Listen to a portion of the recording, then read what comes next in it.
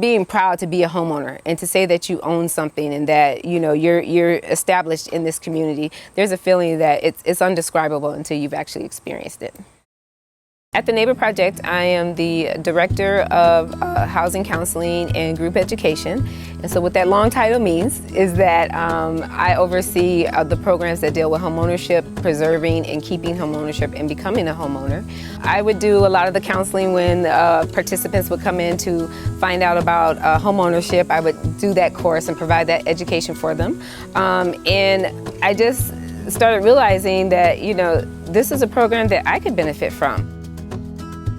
I knew that this program could help me save that down payment that's needed for a home. I had to go through the process of filling out our packet and filling out the paperwork. I was the customer.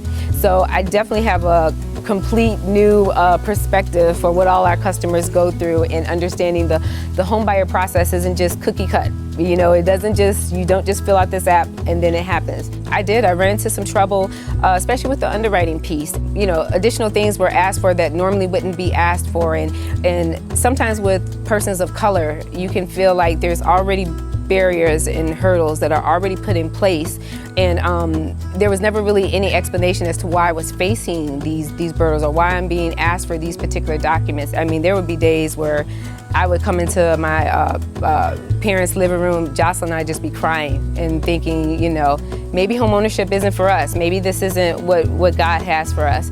But my parents, my family, my church, when we had the home inspection, normally it's just you and the home inspector, but I had about 30 people here. We prayed in the house.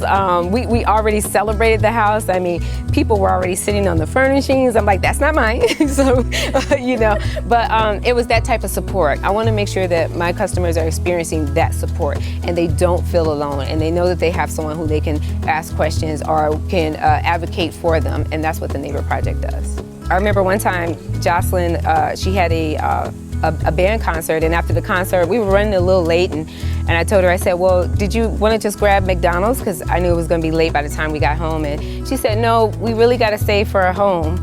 And she was like, so I'll just eat at home. Things like that, I can already see, that I've already created a different type of world for her, that she may not have to go through the same struggles and things that I had to go to, because she's that much more empowered. Programs like the Network Saving program, that's what it means.